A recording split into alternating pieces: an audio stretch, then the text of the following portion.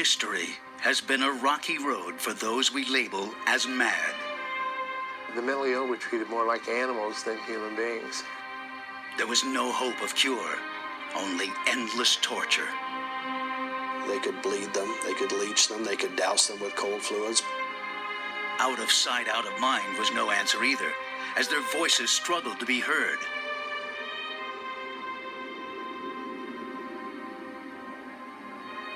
This treatment causes violent muscular reactions throughout the entire body.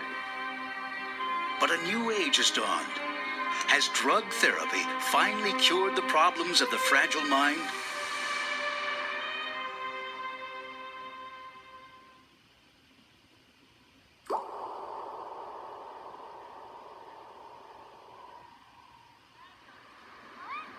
The village of Giel in Belgium looks at first glance like many others across Europe. But it is unique. It is an unusual town, inhabited by unusual people. Fernanda is one of them. Like many of the townsfolk of Giel, Fernanda is mentally ill. Yet she is free to enjoy life in a way few other people with her condition have experienced at any time in history. For over 600 years, the people of Giel have honored a special pact to look after their less fortunate neighbors. Their unique system, called family care, is symbolized by the statue in the town square. But if Fernanda had lived in earlier times, her life and the town square would have been very different. For most of history, there was no such thing as mental illness. There was simply madness. Its sufferers were feared and persecuted, and their so-called treatment indistinguishable from torture and murder. Throughout history, there's been a great fear of people suffering from mental illness. Of course, for many centuries, there was a belief that those who acted in strange ways were possessed by evil spirits or by the devil, and consequently they were to be feared. I think even today there's a degree of fear in the general public of people who have been diagnosed with a psychiatric disorder, who have displayed unusual behaviors, because we don't understand mental illness. We may not understand it, but we do know where it springs from. The human brain is the most complex object yet discovered in the universe. It contains billions of cells or neurons interlinked in impossibly complex ways. Like any other organ of the body, the brain is affected by disease. It can malfunction. But a sick brain can change how we think and behave towards others. The very things that make us human. With no knowledge of the brain, our ancestors blamed external, supernatural forces for madness. Dark forces which entered the mind and drove the unfortunate victim insane. The most ancient way of getting them out was also mankind's first surgical procedure. Trepanning was performed by many cultures who believed that all a polluted mind really needed was a little fresh air. Screaming devils inside the head were released by simply boring a hole in it.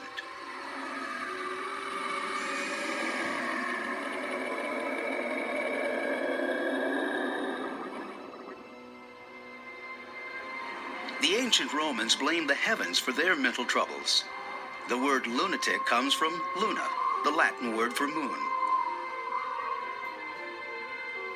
The Romans knew a lot about lunatics because there was usually one in charge. Of all the mad Roman emperors, and there were plenty, Caligula stood out.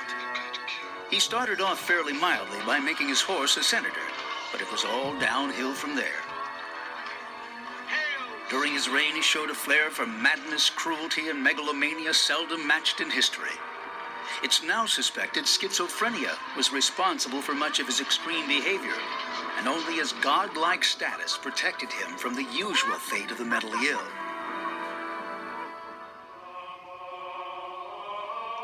Someone with a better claim to godlike status cured the mad instead of joining them. Jesus drove out the devils of insanity by a simple laying on of hands. Unfortunately, his followers in later centuries were rarely so gentle. Their philosophy was to fight fire with fire. The devils of madness were whipped, stomped, or burnt out. All for the patient's own good, of course. Religious fervor reached its peak between 1500 and 1700, when thousands of mad people were burnt as witches and deviants. By the 16th century, the spilling of blood was a little more methodical. By then, it was believed that all disease was carried in the body's vital fluids. Medicinal bleeding was a popular treatment. Popular with doctors, anyway. Physicians either tapped the veins themselves or enlisted the help of friendly leeches. If leeches weren't available, or didn't like the look of a prospective meal, a kind of artificial leech was applied to suck blood out, a practice known as cupping. Although over 2,500 years old, cupping is still practiced in the health spas of Finland. Other methods of purging were even stranger. Well, Halloran Swing was designed in Europe by an Irishman. It was brought to the United States. Basically, what we would do is strap somebody into the chair and spin them around. This dates back to the days when they thought that most illness, including mental illness, was blood or fluid-borne. And so by spinning the person using centrifugal force, you would get the impure blood away from the brain and out into the arms and the fingers. If they threw up while you were doing this, that was a form of purging the bad fluids out of them too. But the epitome of the art was the tranquilizing chair, which managed to combine all the other fiendish methods into a kind of one-stop shop for torturing the mentally ill. A patient would be strapped into it for as much as 6 months. They could bleed them, they could leech them, they could douse them with cold fluids, put their feet into ice packs and pour hot fluids over their head. Just a variety of things, all with the idea of bringing them back to reality. Faced with this kind of abuse everywhere else, it was no wonder a sanctuary for the mentally ill proved popular. For over 600 years, Geel has been a holy place for the mad, and home to their patron saint, Dimpna. The story of how this came to be is a tale of incest, murder, and miracles. In the year 600, the Queen of Ireland lay mortally ill. Crippled with grief, the king decided his daughter, Dimpna, could be her only replacement. Dimpna refused her father's incestuous attentions and fled to Belgium. With the devils of madness increasingly whispering in his ear, the king searched until he found her in Geel. After being refused again, and with the devil guiding his hand, the enraged and insane king beheaded his daughter. Because she died resisting the dark forces of her father's insanity, Dimpna became the patron saint of madness, and is usually portrayed stamping on its squirming devils. Her church in Geel became a holy site, and soon reports of miraculous healings began. As word spread, more and more patients came to have their own devils driven out. At first they stayed at a cathedral, but as their numbers grew, the priests asked the townspeople to help out. And so it began to grow until all the families here in the surroundings of the St. Dimpna Church began to take mentally ill patients in their own houses and took care of them. They were free to live as ordinary citizens. But for sufferers elsewhere, freedom was a far-off dream, as torture was replaced with imprisonment.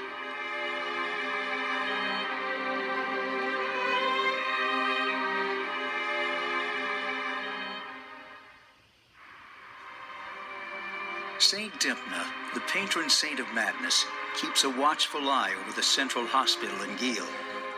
The hospital has an open-door policy, meaning that Fernanda and the other patients can come and go as they please. As well as medical help, the hospital also supplies activities to keep them busy and allow them to express themselves, an important part of their therapy.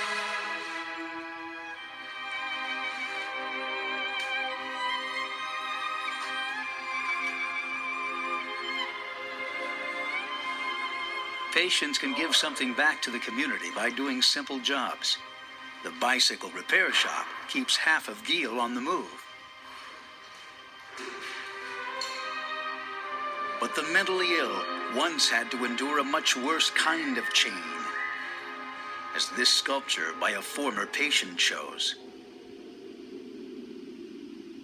From the 17th century onward, belief in satanic possession all but disappeared in most countries. Instead of suffering torture, the mad were kept locked away from the rest of society. The name of their prison became one of the most infamous and abused words in the English language.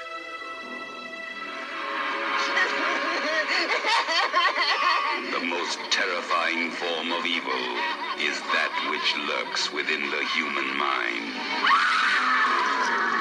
Asylum, the ultimate in horror. This is an asylum for the incurably insane. Asylum, you have nothing to lose but your mind. The Imperial War Museum in London was once the most notorious of asylums, one which made its own contribution to the English language.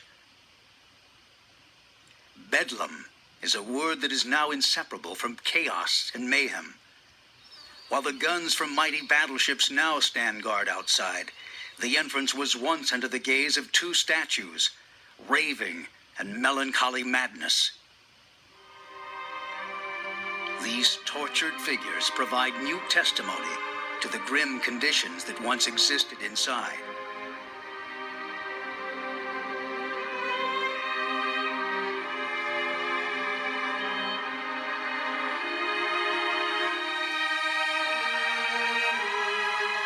These are documented in a 1735 painting by William Hogarth called The Rake's Progress.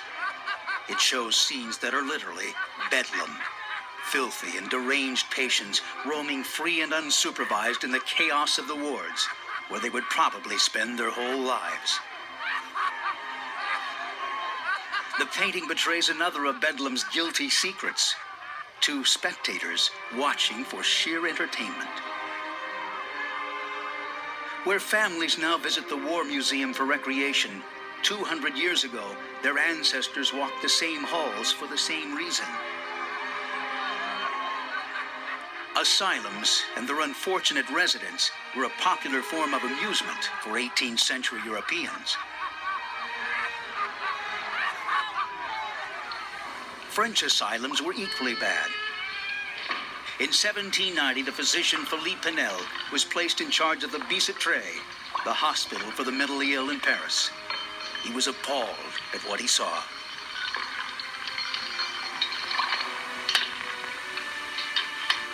I told you I can't remember. I can't remember. I've told you I can't remember. I can't remember. To the horror of his colleagues, Pinel ordered the release of the patients from their chains, and in place of dungeons, they were provided with sunny rooms and access to the hospital grounds. This was a major turning point in the treatment of the mentally ill, as Pinel's philosophy of treating them with kindness instead of cruelty sparked a wave of psychiatric reform. An investigation of Bedlam in 1813 revealed, among other horrors, the fate of James William Norris. He had been kept in Bedlam's basement for somewhere between 9 and 14 years in a specially constructed iron restraint, which encased his body from the neck down. Norris's treatment triggered further outrage at the conditions of asylums, and across Europe they were swiftly converted to comfortable hospitals for recovery rather than prisons. This change in thinking reached America as well, largely due to the efforts of one woman. Dorothea Dix was probably one of the leading reformers of her time. She concentrated on reforming the facilities in Massachusetts and Connecticut to the point that she finally got them cleaned out and got the cells cleaned out. People weren't chained to the walls. From the 1800s on, a new breed of mental hospital was built, and the term asylum mostly abandoned. These huge monoliths were self-sufficient cities in their own right, owning their own farms, bakeries, and even power plants. But their residents still had little hope of cure, and although the chains were gone, many patients simply swapped one set of restraints for another. In the 19th century, when psychiatry was born, people believed that mental illness had an underlying biological basis in the brain. And in fact, they were quite right about that. But science in those days was so underdeveloped, there wasn't any such thing as neuroscience, that they couldn't really establish what was the scientific brain basis for mental symptoms.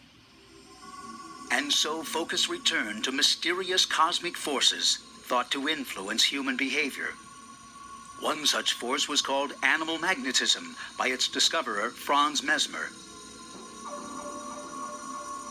He believed the mental state of patients could be controlled by channeling this energy through them.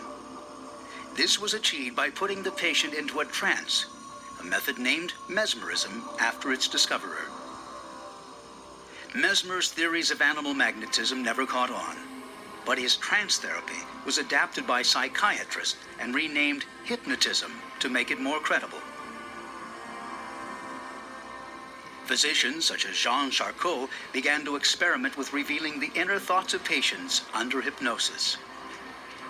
But it was one of his students who would really revolutionize psychiatry when he realized that patients needn't be put into a trance to recall their deepest problems. All they really needed was a comfortable couch. The student's name was Sigmund Freud.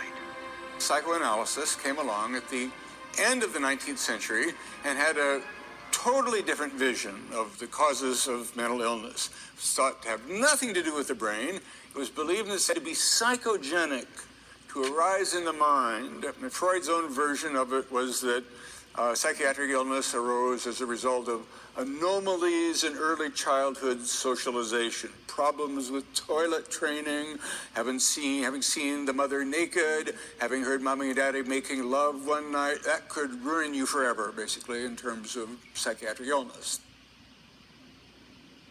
But not everyone is so cynical about Freud's theories. The idea of psychoanalysis is that there is a part of the mind that is the unconscious, that is not actually accessible to rational, everyday thought. And the unconscious is a very unruly part of the mind. It contains all sorts of repressed wishes, memories from childhood that may affect current behavior. And the way to unlock these secrets is to ask the right questions and think very carefully about the replies. You must say everything that comes into your head, even if it's unpleasant for you, or seems unimportant, or irrelevant, or even senseless. I've always been tormented by criminal impulses. What is extraordinary is many people have very strong opinions about Freud who will never have read a word of his work.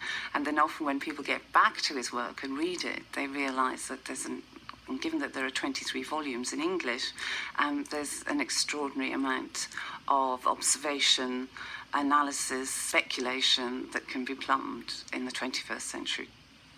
You unconsciously suppressed the fact that you owed the money to the girl at the post office, because it recalled conflicts that were too painful for you to remember. But while psychoanalysis was handy for the rich and neurotic, it could do nothing for the seriously ill residents of the crowded hospitals. Instead, they were in for a shock.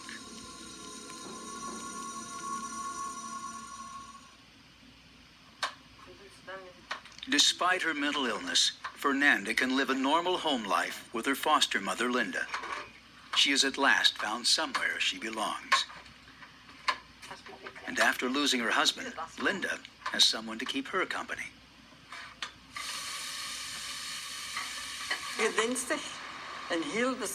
I am very happy Fernanda is living here because she's very helpful. I am very grateful for her and I respect her. I try to say each day, Fernanda, I am happy you are here. You are very important to me. We moeten ook een beetje respecteren. And it is little things like this that make her feel better about herself. She feels part of a family. Fernanda is also helped by having responsibilities, like washing up. Indeed, water has long been used to help patients.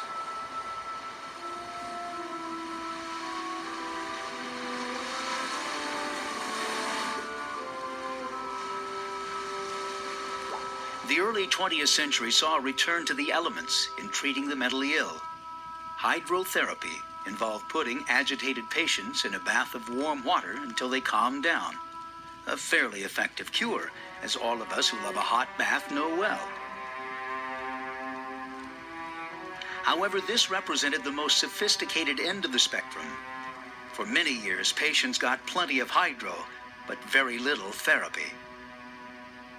Most hydrotherapy was designed to shock rather than soothe, the equivalent of a slap around the face to snap patients out of their madness. The moral and spiritual sins of insanity were washed away by the much more wholesome practice of dressing up in sailor hats and squirting each other with hoses. But doctors soon found a problem that no amount of water could fix, no matter how high pressure. The return of one of history's deadliest diseases, syphilis.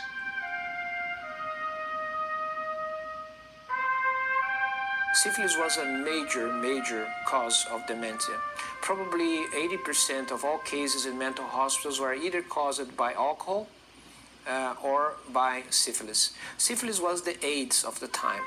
After incubating for as long as 10 years, syphilis germs eventually attacked the brain and began to literally eat it. Not surprisingly, neurosyphilis caused severe physical and mental disturbance, as did the cheap science fiction movies it inspired. Ejected from unexplored secret stratus, this giant, harder-than-steel piston disgorges strange creatures, inundating our world, twisting the emotions of women, distorting our men.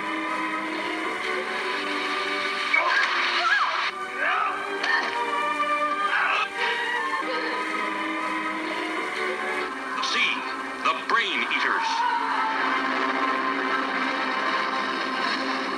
Although not easily burnt off with Bunsen burners, the real brain eaters did prove vulnerable to heat. Dr. Julius Wagner von Jauregg, a Viennese neurologist, found a radical cure for neurosyphilis in 1917, ironically by pitting one of humanity's greatest enemies against another. Malaria is responsible for more deaths than any other disease. But von Jauregg found it could cure as well as kill. He found that injecting neurosyphilis patients with a mild strain of malaria caused a fever which killed the syphilis germs. The effects were dramatic. Patients who had been crippled with delusions, tremors, and loss of motor skills were almost completely cured within weeks. For the first time in history, a specific treatment had been found for a specific mental illness. So it was the first glimpse by neuroscience that physical methods acting as a whole upon the brain could cure or could improve the condition of patients.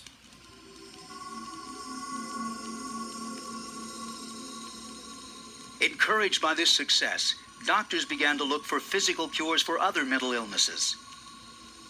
The first targeted was schizophrenia.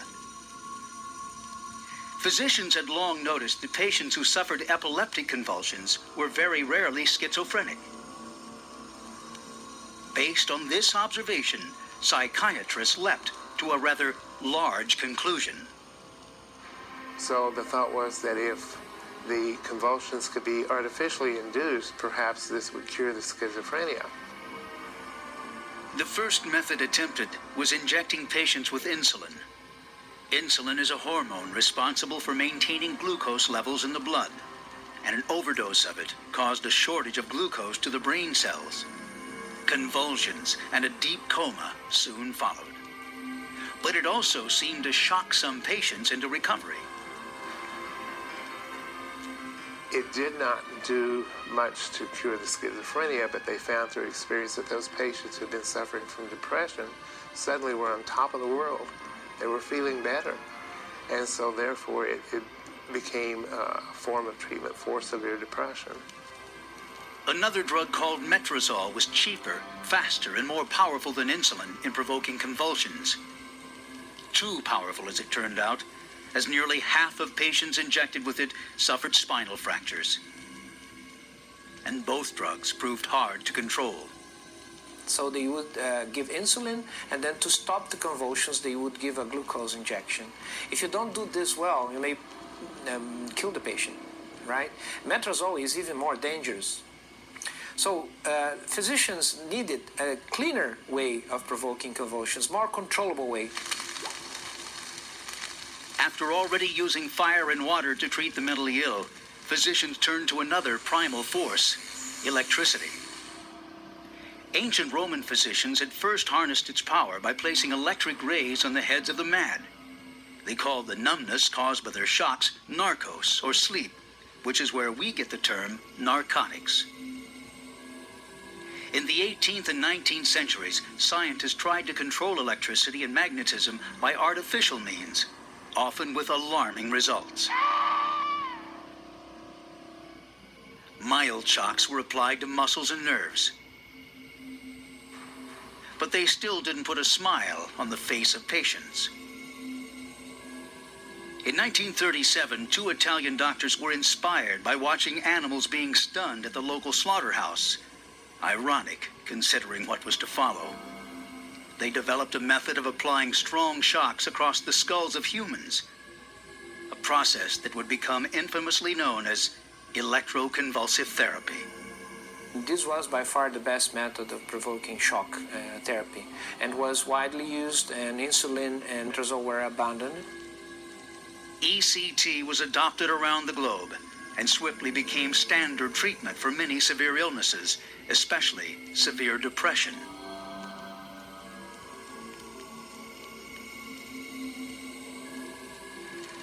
Although results varied, it enjoyed some spectacular successes. Many patients who were paralyzed with grief and despair regained their will to live. Shock treatment is the most widely used and the most successful method of curing mental illness. This treatment causes violent muscular reactions throughout the entire body and must be supervised by a trained doctor.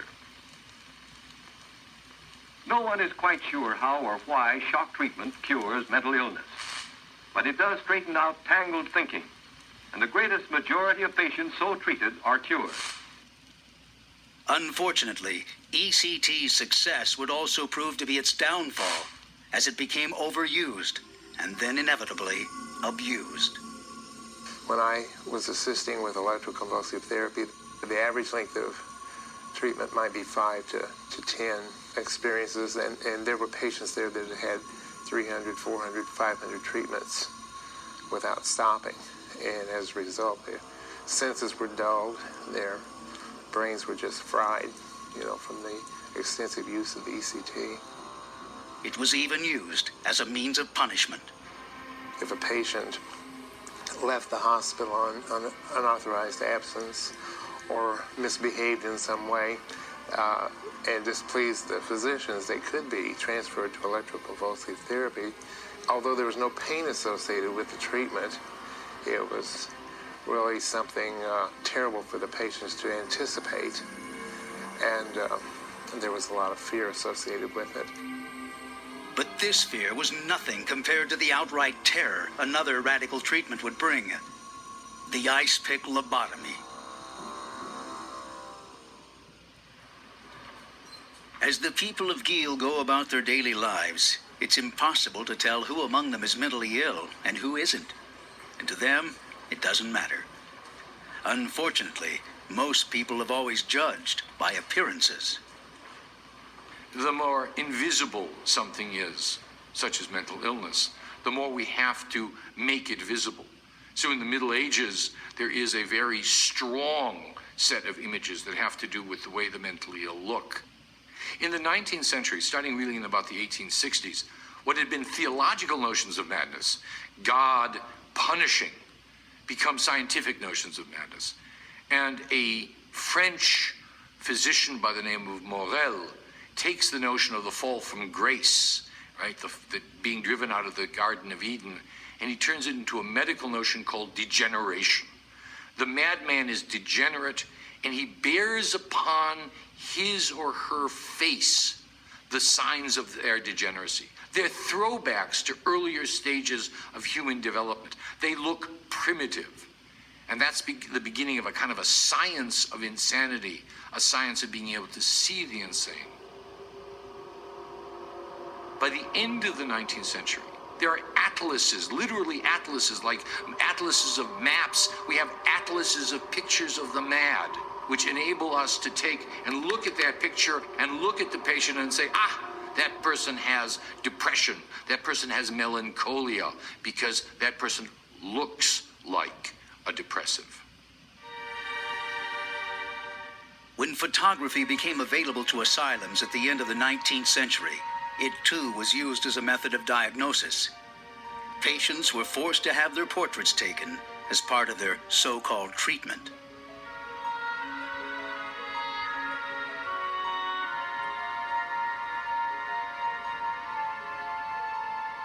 But sight wasn't the only sense used to diagnose the mentally ill. An even stranger method involved touch. Phrenology is a pseudoscientific idea that you can tell a person's personality by the bumps on your head. It was invented by Franz Joseph Gall, a Viennese physician, in 1798. It was a sensation. The church banned it, which added to its popularity. The great advantage of it was that people used to think crazy people had the devil in them, and they would beat the devil out of crazy people. Dr. Gall said, no, it's because their head is misshapen. Due largely to a lack of competition, Gall's theories became wildly popular, and he lectured to huge crowds across Europe. Phrenology soon spread to America and claimed some famous successes. Thomas Edison was in a grocery store until a phrenologist came by and said, you're in the wrong business. You should be doing something mechanical. And as the story goes, whether it's anecdotal or not, he then became a mechanic for that reason. But a lot of people thought of phrenology in the 1800s and early part of the 1900s as being a really true science, an interesting, a great way of discovering about your personality. Everybody wanted to know, what am I really like? As technology progressed, measuring skull bumps by hand became obsolete, and phrenology was automated.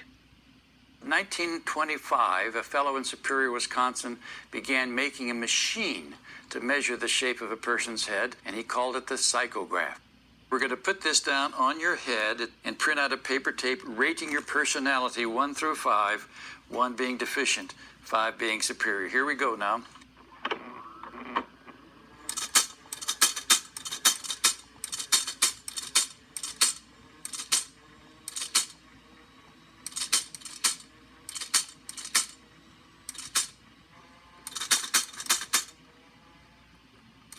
As ludicrous as all this seems to us now, Gall was closer than he realized. The idea that specific functions are localized in specific areas of the head turned out to be true. But it would take a bizarre accident to prove this, one that sent psychiatry down a particularly nasty track. In 1847, a laborer named Phineas Gage was building a railway line near Vermont. Gage's job was to tamp sticks of dynamite down holes with an iron rod. One day he rammed too hard, causing the dynamite to explode and fire the rod back out the hole and through his head. It entered Gage's cheek and passed out the top of his skull, destroying the left frontal lobe of his brain on the way through. But he amazed everyone by surviving. He picked himself up, signed out in the book for the day so he'd get paid for the time he was there.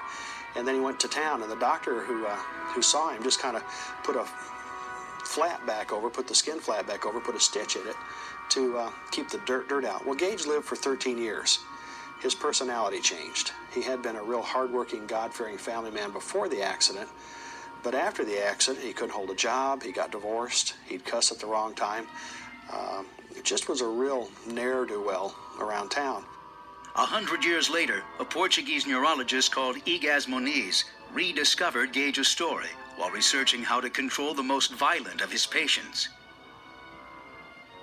And somebody mentioned the fact that Gage's personality changed. He'd gone from a real nice guy to a real jerk.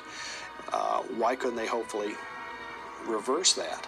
If you had a real assaultive-aggressive person, either remove portions of the brain or at least disconnect the front from the back and see how that would do.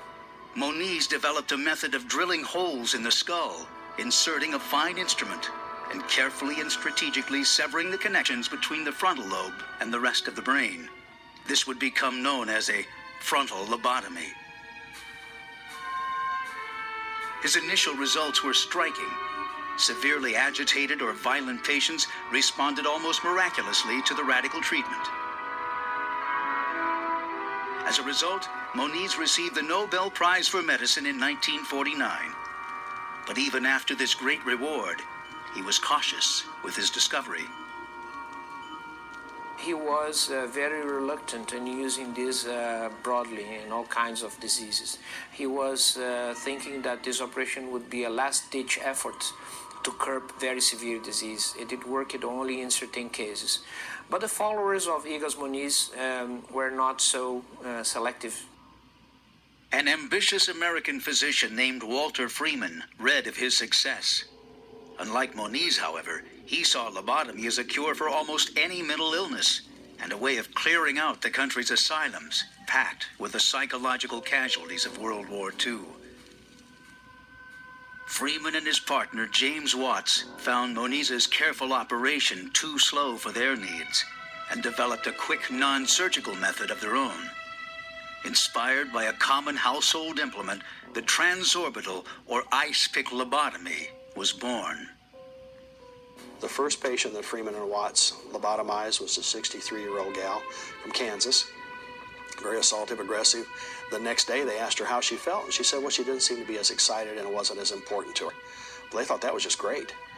But again, the next day she started falling over, her balance was gone, she was throwing up, she lost vision in one eye, just a lot of the side effects they had not expected.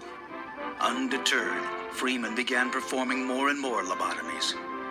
The operator lifts the upper eyelid, inserts the leucotome into the conjunctival sac, and aims it parallel with the bony ridge of the nose. He drives the point through the orbital plate, and at a depth of 5 centimeters, swings the handle far laterally. He then returns the instrument to a slightly oblique position, still parallel with the bony ridge of the nose, and drives it 2 centimeters further.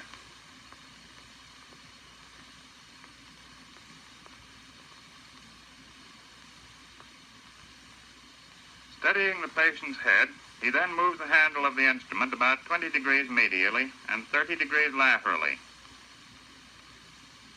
In this latter position, he strongly elevates the handle of the instrument, often fracturing the orbital plate, and then finally returns the instrument to the parasagittal plane.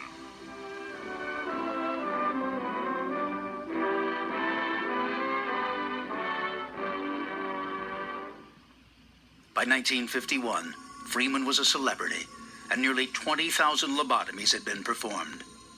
By 1955, the number had doubled. Even if his medicine was questionable, his economics weren't. A lobotomy could be performed for $250, while it cost $35,000 or more to keep a patient in hospital for a year.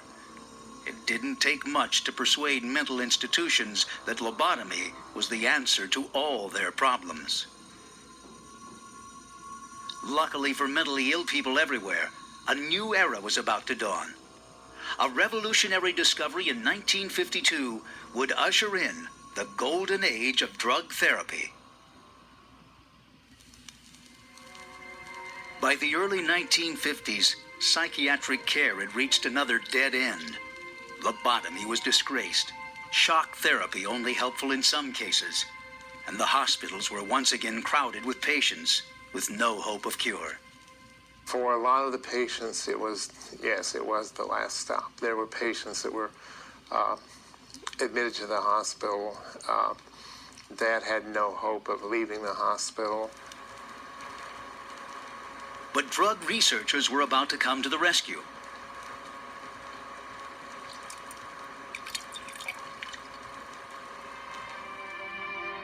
Treating the mentally ill with drugs or chemicals is called psychopharmacology. The idea is as old as medicine itself. Physicians have recognized the depression-fighting abilities of herbs like St. John's wort for thousands of years, and modern medicine is only just rediscovering much of this knowledge. The earliest recorded blood transfusion was between a cow and a violent mental patient in Paris in 1667. It was hoped the cow's placid nature would transfer over to the patient. Needless to say, neither ended up very happy.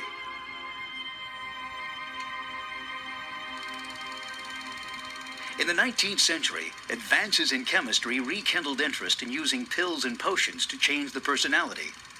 The classic tale of Dr. Jekyll and Mr. Hyde showed the transformation happening the wrong way. But physicians hoped it could work for the good of patients and deal mental illness a knockout blow.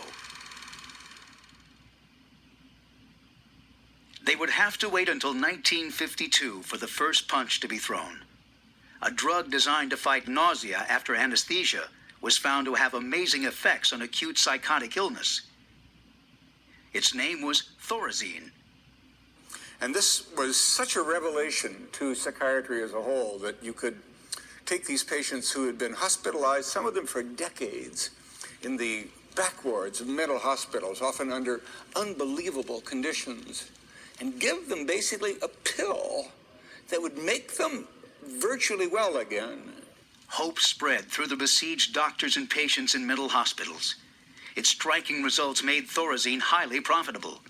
And by the mid-1970s, it had paved the way for a whole generation of new medications.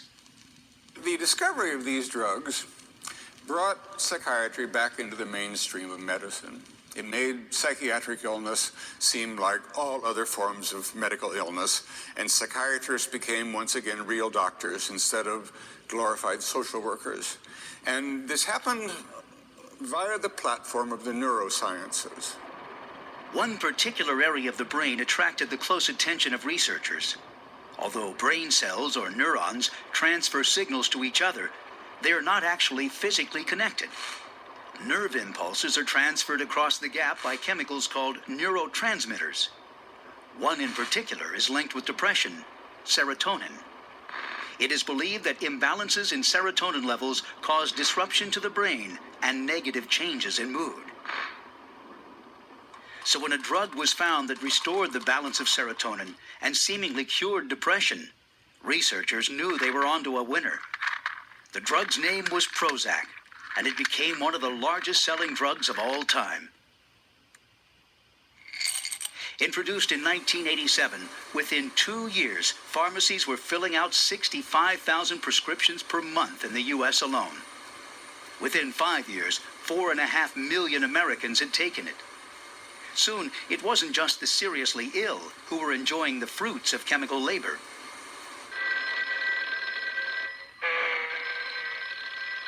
Antidepressants and tranquilizers quickly became attractive to people who weren't actually sick. They were just unhappy and stressed out. This became known as cosmetic psychopharmacology. In cases of difficult tension and nervous apprehension, doctors are now prescribing medicine.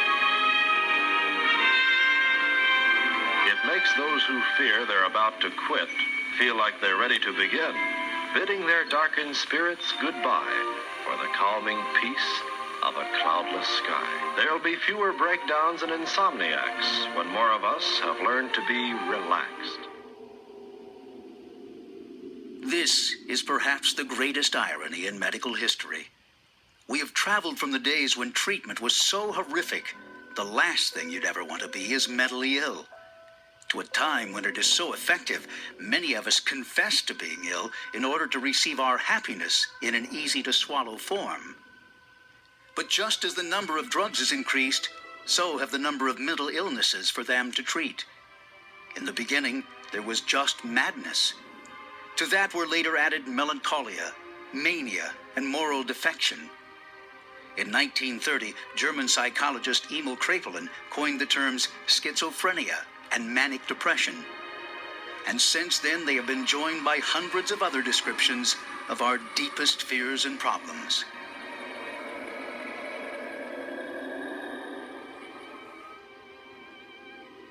They are cataloged in one huge volume, the Diagnostic and Statistical Manual, a controversial book now in its 4th edition. Disorders are included or removed by a vote at annual conventions of psychiatrists, a system that some label as political and unscientific.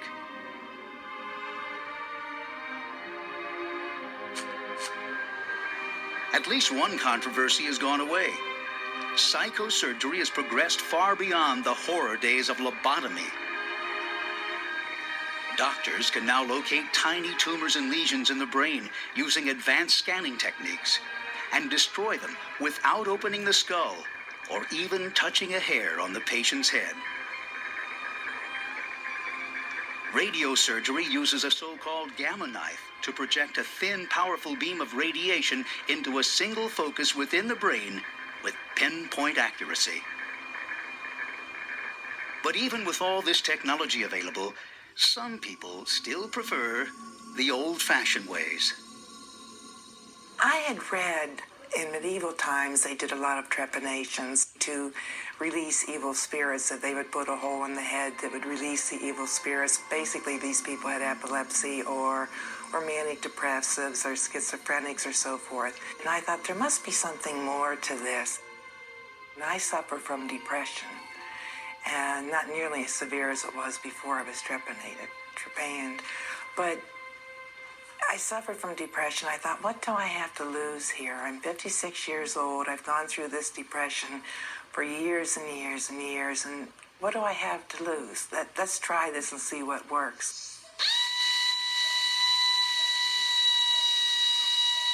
They gave you a mild sedative before the surgery, which put me to sleep because I really wanted to stay awake. I wanted to hear that drill.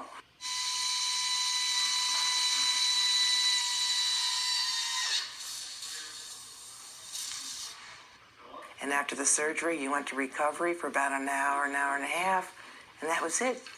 You get up, you walk out, and you do your thing for the rest of the day. We went shopping.